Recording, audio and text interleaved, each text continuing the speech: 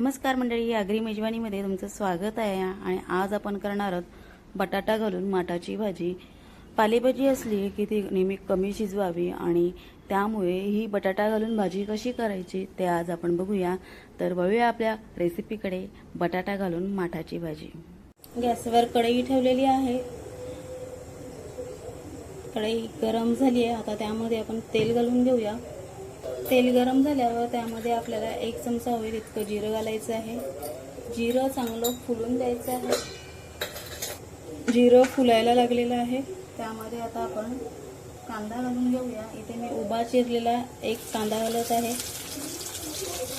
कांदा गुलाबी रंग येईल इतका परतायचा आहे.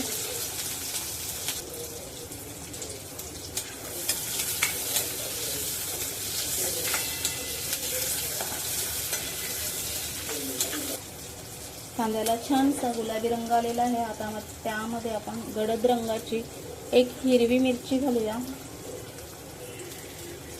ही मिरची खूप तिखट असते त्यामुळे एकच घातलेली आहे. तुम्हाला जर झणझणीत भाजी हवी असेल तर तुम्ही 2-3 मिरच्या घातल्यात तरी सुद्धा चालेल.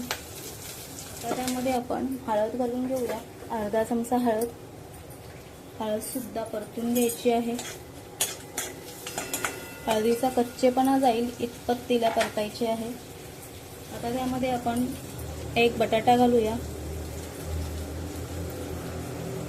बटाटा घातल्यानंतर तो भाजीमध्ये परतायचा आहे.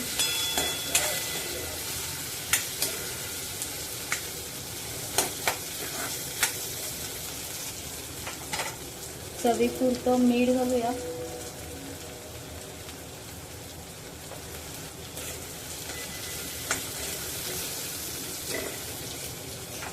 आणि 1 मिनिटभर झाकण देऊन शिजवूया. मिनिटभर झालेला आहे.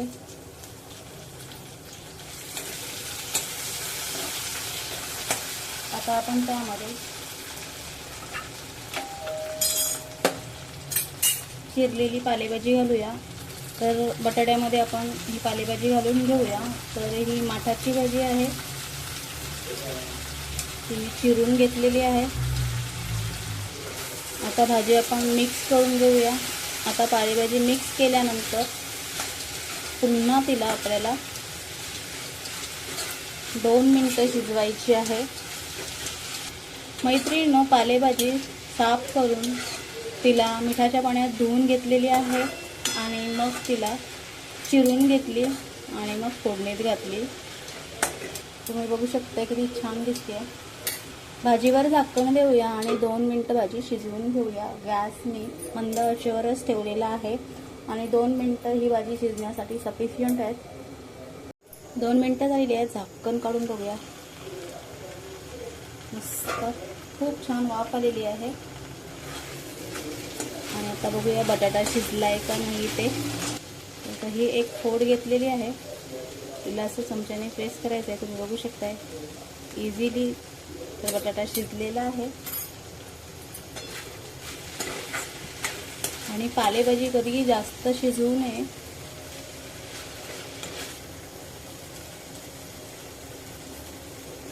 तर अशा प्रकारे माठ घालून बटाट्याची भाजी झालेली आहे. तुम्हाला रेसिपी आवडली असल्यास नक्कीच लाईक करा. कमेंट, शेअर करायला विसरू नका. आणि पुन्हा एकदा भेटूया अशाच एखाद्या रेसिपीमध्ये. धन्यवाद.